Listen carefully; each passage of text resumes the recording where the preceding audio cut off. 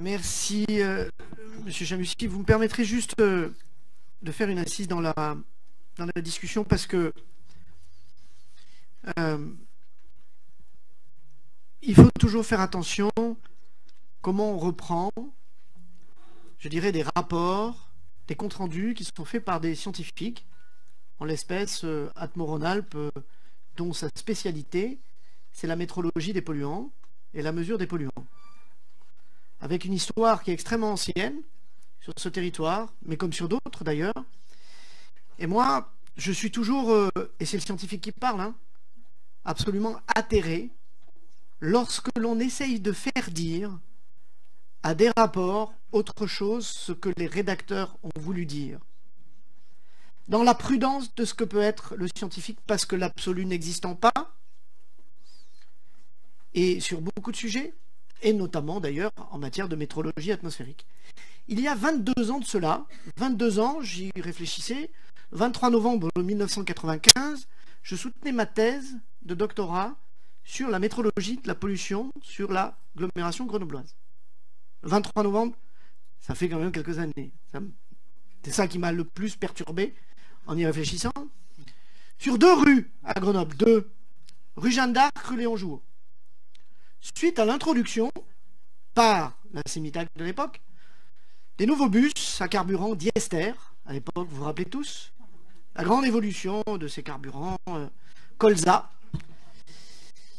La conclusion de ce doctorat avait dit que 2 ans et demi de métrologie était impossible de conclure à quelque tendance que ce soit sur les évolutions de la pollution atmosphérique sur ce territoire-là, cette zone-là. Je le dis, ce qui était vrai en matière de méthodologie l'est toujours. La seule chose qui a évolué entre les 2 périodes, c'est la capacité que nous avons à mesurer des espèces chimiques, la précision, la nature même des capacités techniques qui existent.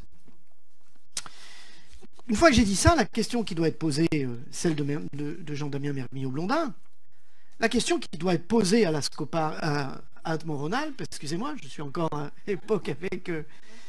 c'est finalement de dire, et la bonne question à poser à Atmos-Rhône-Alpes, c'est à partir de quelle série temporelle sur le site et sur les sites vous seriez en capacité de pouvoir dégager une tendance qui permette de dire s'il y a eu des évolutions qui sont liées à tel aspect ou tel aspect. Elle est là la question. La question, elle n'est pas de dire si au bout d'1 an d'analyse en 2018, cela est suffisant pour pouvoir répondre de façon claire et définitive. Vous pouvez la poser, la question. Cette question, d'ailleurs, elle doit s'adresser d'ailleurs à Atmos-Rhône-Alpes.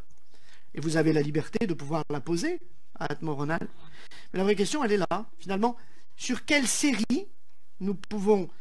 Et lorsque nous voyons de nombreuses séries environnementales aujourd'hui qui sont mesurées, mesurons bien la temporalité qu'il est souvent nécessaire d'avoir avant d'en tirer quelques conséquences d'évolution sur des tendances à court terme, à moyen terme. La réalité, elle est là.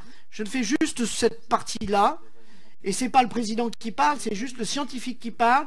Ne faites pas dire, Monsieur Chamussi, à des rapports autre chose qui est écrit. Un rapport scientifique n'est pas ni réinterprété,